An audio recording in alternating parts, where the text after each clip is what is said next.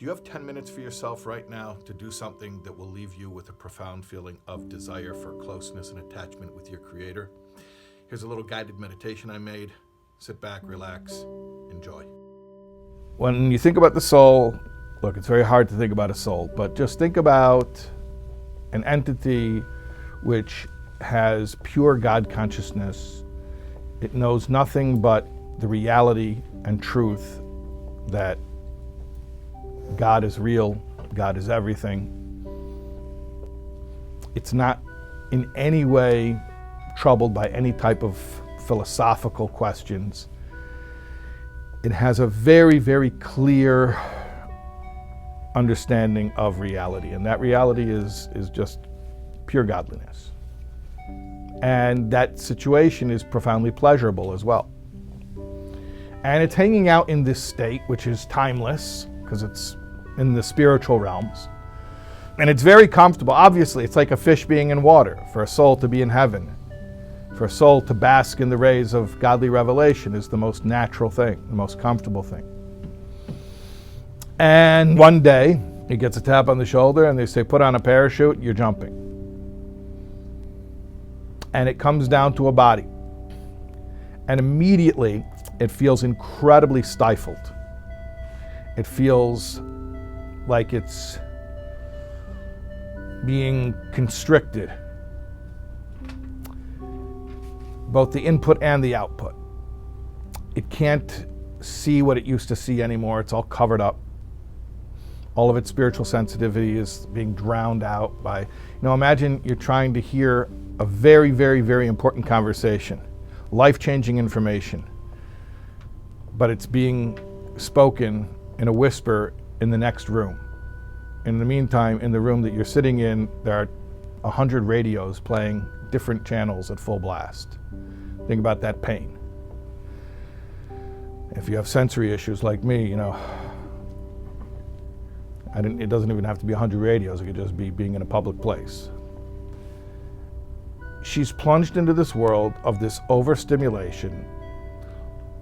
All the physical stimuli, the sights and the sounds and the smells and everything, and it's not what she wants. She just wants to be purely connected to unmitigated God consciousness the way she was for eternity. And now that's all being covered up, and it's very frustrating. It's very frustrating, okay? So the feeling we should be feeling now is compassion.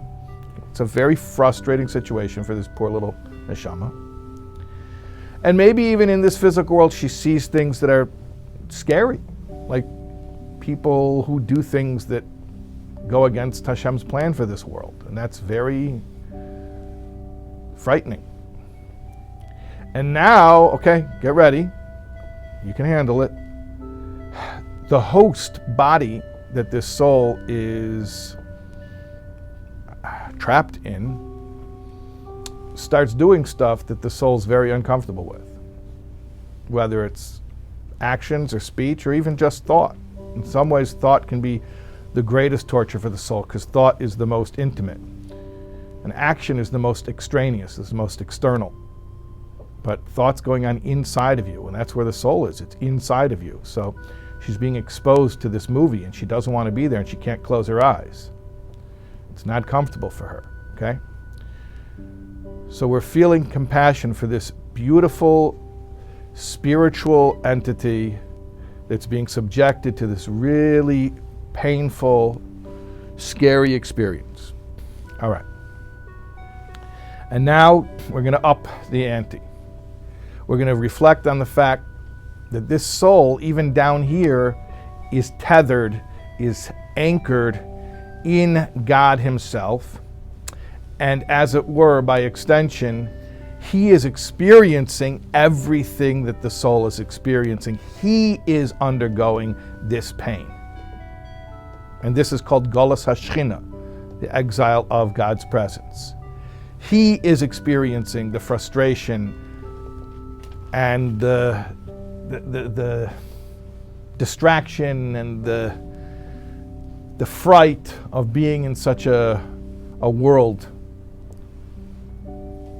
where godliness is not obvious and clear. And this is a very, very painful situation. And our natural response should be that of compassion. This is pitiful. Okay. And now we think about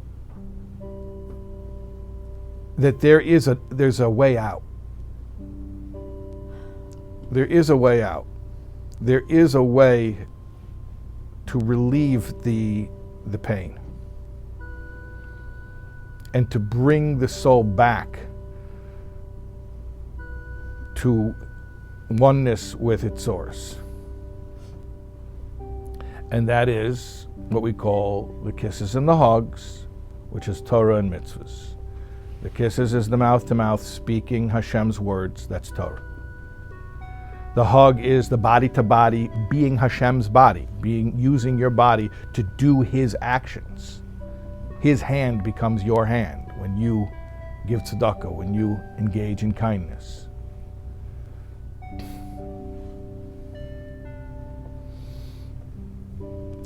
And we're thinking about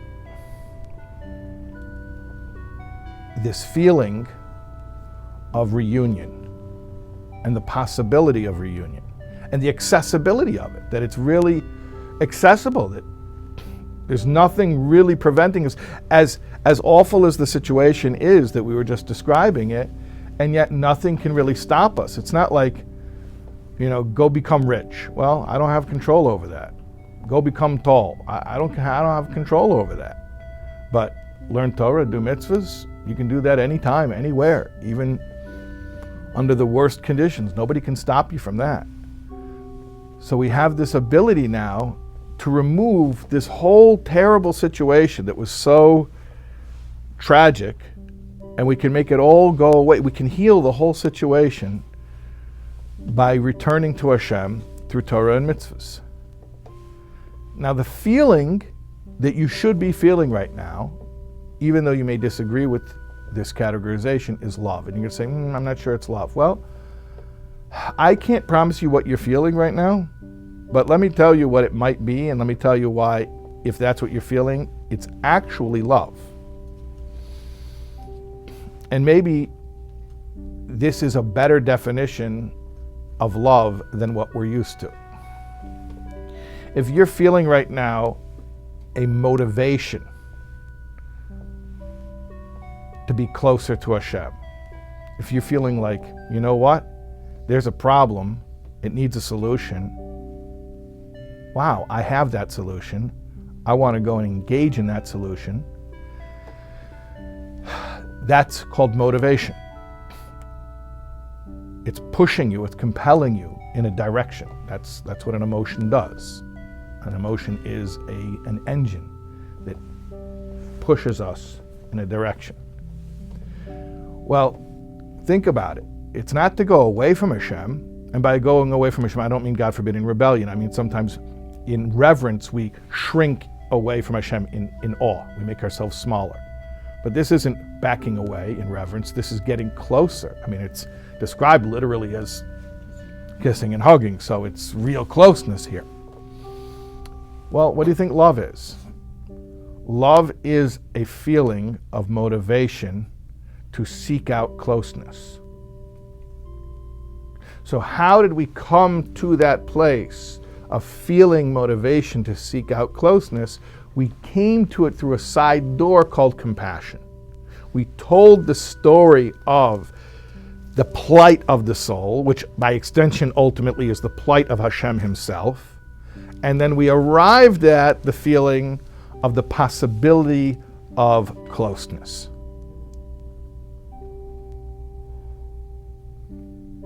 That's the love. Hi, this is Rabbi Shais Taub. I hope you enjoyed that guided meditation. If you'd like to watch the full class that's an excerpt from, it's right here. It's actually part of an entire series on Tanya and meditation.